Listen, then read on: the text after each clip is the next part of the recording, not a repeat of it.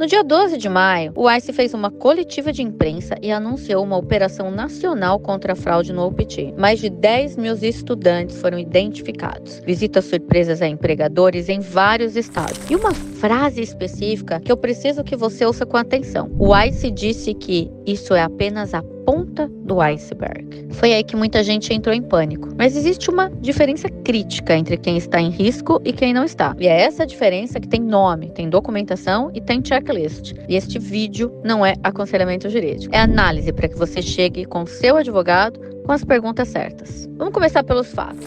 O ICE identificou padrões muito específicos de fraude. Empresas sem operação real, endereços residenciais usados como sede, escritórios que não existem quando alguém vai visitar, clusters de empresas com sites praticamente idênticos e estudantes listados como funcionários que nunca apareceram para trabalhar. Não é um perfil difícil de identificar.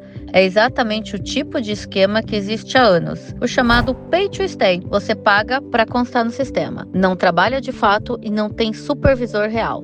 Não tem tarefas documentadas. O OPT foi criado por uma coisa muito específica: conectar informação, formação acadêmica com experiência profissional real na área de estudo. Quando esse vínculo não existe, o programa está sendo usado de forma fraudulenta. O que o ICE anunciou é que esse tipo de uso vai ser verificado, com visitas presenciais, cruzamento de dados do SEVES e auditorias de Form I-983 para quem está no STEM OPT. Mas aqui está o ponto que a maioria está pulando e que exatamente define fazer o certo. Porque essa resposta tem mais camadas do que parece. O OPT tem requisitos que existem há anos. A fiscalização não criou regras novas. Ela vai verificar o que já deveria existir. Ponto 1. Relação entre trabalho e formação. O emprego precisa ser diretamente ligado ao campo de estudo declarado. E precisa ser possível explicar esse vínculo por escrito. Registro no SEVES. Ponto 2. Qualquer mudança de emprego, endereço ou carga horária precisa ser comunicada ao DSO da universidade. Registro desatualizado é o tipo de inconsistência que aparece num cruzamento de dados. STEM OPT, o I-983 é coisa séria. O empregador precisa estar no E-Verify e o Form I-983 precisa ser preenchido com especificidade, metas de treinamento concretas, supervisor identificado, estrutura de aprendizado descrita. Um I-983 genérico copiado de modelos sem adaptação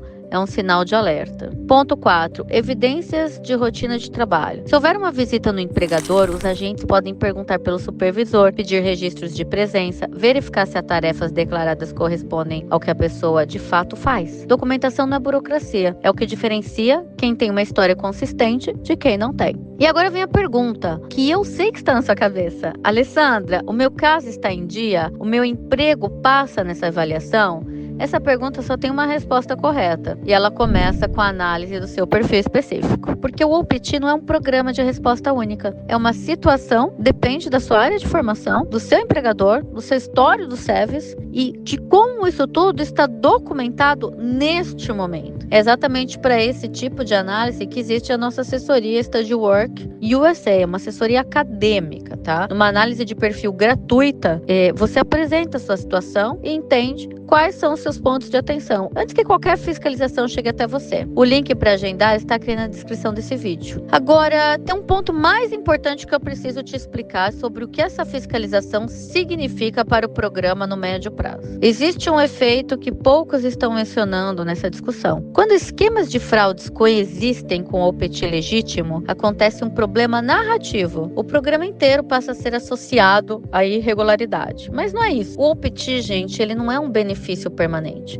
É uma autorização de trabalho temporária, atrelada ao visto de estudante. E ele existe porque há um argumento sólido. Estudantes internacionais formados em universidades americanas geram valor econômico real para os Estados Unidos. Quando fraude corrói esse argumento, o programa fica vulnerável. Fiscalização que remove fraude preserva esse argumento e protege quem está nele do jeito certo. Então não é o fim do OPT, é o fim da fraude. É isso que eu quero passar aqui. Tem uma crença muito comum sobre o OPT que esse contexto todo coloca em xeque. O que afeta diretamente como as pessoas planejam os próximos passos. A crença é essa. O OPT, ele é um tempo para se organizar. Como se os 12 meses, ou os 36 meses, no caso do STEM, OPT, fossem o período de pausa antes do próximo passo. Mas eles não são. O OPT, ele é um período de construção de histórico profissional, que vai sustentar o seu próximo passo. Seja um H1B, seja outro caminho de visto válido ou não. O empregador, as tarefas, a documentação acumulada nesse período, tudo isso entra como base de evidência nos seguintes processos. Quem usa o OPT como respiro chega no final do período sem a base que os próximos passos exigem. Quem usa o OPT com construção documentada chega ao final com o histórico que trabalha a favor dele. Essa é a principal diferença. E a fiscalização não criou essa distinção.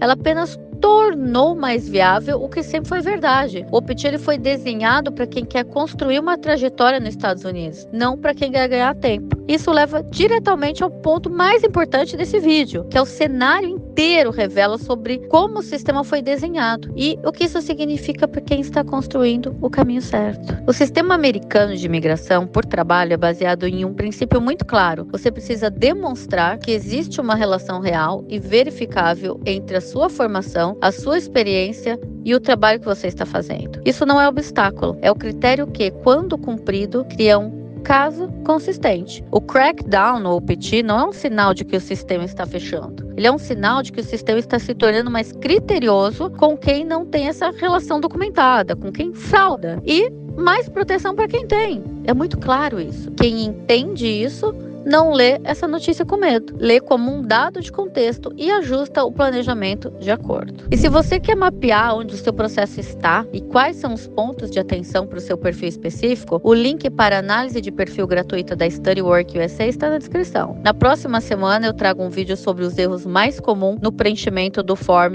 I-983, os que aparecem em auditoria e os que poderiam ter sido evitados. Até trago aqui casos específicos que eu recebo com situações com RFE ou até negativa de OPT. E lembre-se, o caminho existe, você só precisa saber como percorrê-lo. Meu nome é Alessandra Crisanto, eu sou uma cidadã global, fui pioneira no mercado brasileiro para CPT ou OPT. E se você gosta desse conteúdo, não esqueça de se inscrever e até o próximo vídeo.